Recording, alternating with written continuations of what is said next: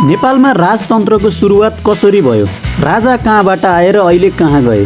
राजतन्त्र फालेर गणतन्त्रको सुरुवात कसरी गरियो? यी सबै प्रश्नको उत्तर यो भिडियोमा हामी छलफल गर्दैछौँ। संख्याको बहुमत भएकोले नेपालको अन्तरिम संविधान 2063 को धारा 159 बमोजिम गणतन्त्र कार्यान्वयन सम्बन्धी प्रस्ताव बहुमतले पारित गर्ने घोषणा गर्दछु। र साथीहरू, if you are new to my channel, मेरो च्यानललाई सब्सक्राइब गरिदिनुहोस् ल। नेपालको इतिहासलाई 3 भागमा राखेर अध्ययन गर्न सकिन्छ: प्राचीन काल, मध्यकालीन काल र आधुनिक काल। नेपालको इतिहासको डाटा भेटेदेखि विक्रम सम्वत 935 सालसम्मको समयलाई प्राचीन काल भनेर चिनिन्छ। विक्रम सम्वत 936 सालदेखि विक्रम सम्वत 1825 सालसम्मको अवधिलाई मध्यकालीन काल भनेर चिनिन्छ भने विक्रम सम्वत 1825 देखि अहिलेसम्मको अवधिलाई आधुनिक काल भनेर चिनिन्छ। नेपालको इतिहासमा शासन गर्ने पहिलो वंश गोपाल वंश थियो र गोपाल वंशको पहिलो राजा भुक्तमान भनेर चिनिन्छन्। गोपाल वंशका 8 जना राजाहरूले 521 वर्ष शासन गरेका थिए।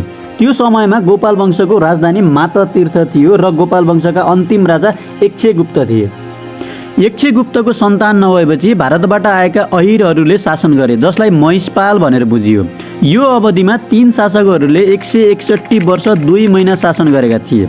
त्यसपछि सुरु भयो किराँतकाल, जसका पहिलो राजा यलम्बर थिए। यस कालमा नेपालको सबैभन्दा पुरानो मूर्ति विरूपाक्ष बनाएको थियो। यो मूर्ति पशुपति आर्यघाटमा रहेको छ। महाभारतको युद्ध पनि यही कालमा राजा जितेदास्तीको शासन चल्दा भएको थियो। किराँतीहरूले पाण्डवको साथ दिएका थिए र महाभारतमा पाण्डवले जित हासिल गरे।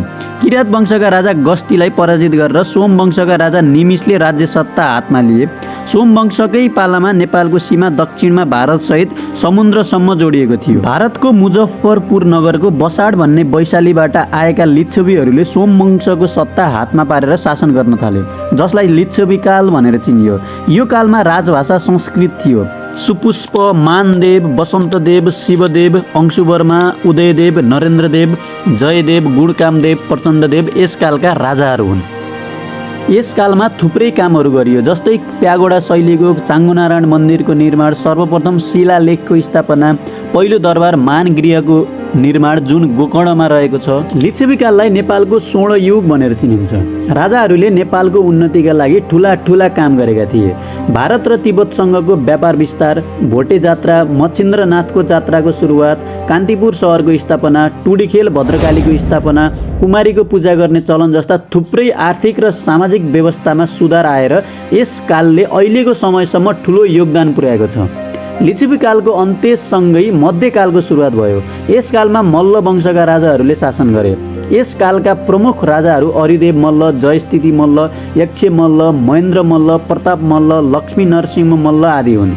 यस कालमा राजाहरूले थुप्रै सांस्कृतिक तथा भौतिक कुराको विकास गरे। मध्यकालको अवधिमा भएका केही प्रगतिहरू यस प्रकार छन्: पाटनको कृष्ण मन्दिरको निर्माण, हनुमान ढोकाको मूर्ति, काल भैरवको स्थापना, दक्षिणकाली मन्दिरको निर्माण, सेतो मच्छिन्द्रनाथको रथ यात्राको चलन, बिस्केट जात्राको सुरुवात, 55 झ्याले दरबारको निर्माण, व्यावसायिक शिक्षाको सुरुवात, विवाहपछि महिलाको थर पुरुषको थरमा बदल्ने चलन आदि।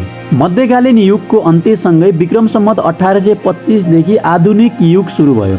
शाहवंशीय राजा पृथ्वीनारायण शाहले उपत्यका विजय प्राप्त गरेपछि नै आधुनिक काल सुरु भएको मानिँदै आएको छ।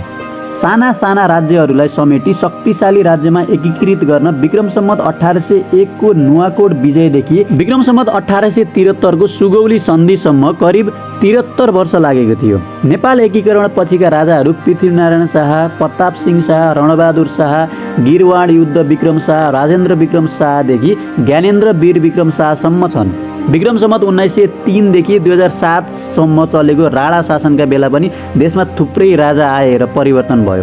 राणाकाल सम्झेपछि अझै पनि कति नेपालीले नकारात्मक तरिकाले हेर्ने गर्छन्, तर त्यति बेलामा थुप्रै विकासका कामहरू भएका थिए। कति कुरा त अहिले विश्वास गर्न पनि गाह्रो हुन्छ।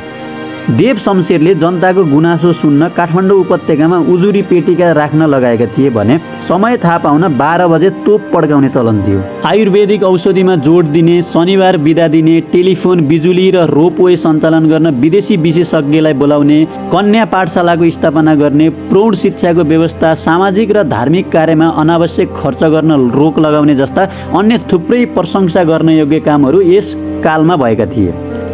विक्रम सम्वत 2007 साल फागुन 7 गते राणा शासनको अन्त्य भएपछि त्रिभुवन, महेन्द्र, वीरेन्द्र, दिपेन्द्र र ज्ञानेन्द्र राजा भए। विक्रम सम्वत 2065 2 महिना 15 गते ज्ञानेन्द्रले आफ्नो राजगद्दीबाट राजीनामा दिनु पर्यो र नेपालमा गणतन्त्रको स्थापना भयो। राजा ज्ञानेन्द्रले नारायण हिटी दरबार विक्रम सम्वत 2065 साल जेठ 29 गते छोड्नु पर्यो। 2058 साल जेठ 19 गतेको दरबार हत्याकाण्डले देशमा झन तनाव बढ्न थाल्यो। 10 वर्षे जनयुद्ध, दरबार हत्याकाण्ड, वैदेशिक हस्तक्षेपले गर्दा नयाँ राजा वीरेन्द्रका भाइ ज्ञानेन्द्रले राजतन्त्रको रक्षाका लागि एक्टिभ भूमिका निभाए। राजा ज्ञानेन्द्रले एकलौटी नियम ल्याउन थालेपछि दलहरूमा क्रोध उत्पन्न हुँदै गयो। विक्रम सम्वत 2059 साल जेठ 8 गते उनले शेरबहादुर देउवाको सिफारिसमा प्रतिनिधि सभा विघटन नै गरिदिए। त्यति बेलाको स्थिति कन्ट्रोल गर्नको लागि उनले कु गरेर अधिकार आफ्नो हातमा लिएका थिए। राजनीतिमा कु भनेको चाहिँ एकलौटी शासन चलाएर सारा अधिकार आफ्नो हातमा लिने। 62-63 को जनआन्दोलन 19 दिनसम्म चलेको थियो। यही आन्दोलन पश्चात नेपालको अन्तरिम संविधान 2063 पारित भयो। सम्वत 2065 मा भएको चुनावपछि 240 वर्षभन्दा धेरै पुरानो राजतन्त्रको अन्त्य भयो। माओवादीले धेरै सिट जितेर सरकारमा गयो। नेपाली कांग्रेसका राम वरण यादव नेपालको गणतन्त्रका पहिलो राष्ट्रपतिको रूपमा चुनिए। गठबन्धनको सरकार बनाएर पुष्पकमल दाहाल प्रचण्डले केही महिना कार्यभार सम्हाले, तर सरकार गठन भएको केही समयमै सरकार टुट्यो र एमालेका माधव कुमार नेपाल 22 दलीय गठबन्धनबाट प्रधानमन्त्रीमा निर्वाचित भए।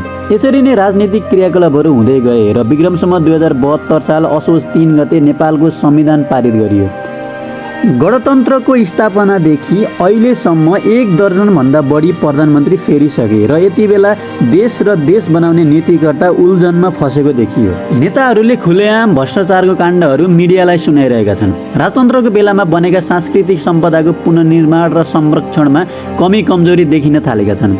अझै पनि थुप्रै व्यक्तिले राजतन्त्र फर्केर आउँदैछ भनेर हल्ला फैलाइरहेको पनि देखिन्छ। राजतन्त्र यसै फर्केर आउने होइन र अहिले नेपालको केसमा यो असम्भव नै मानिन्छ। राजतन्त्र वा गणतन्त्र जुनसुकै व्यवस्था भए पनि जनताको गुनासो सुनेर समस्याको समाधान गर्न सक्ने एक सक्षम नेताको नेपाललाई खाँचो छ।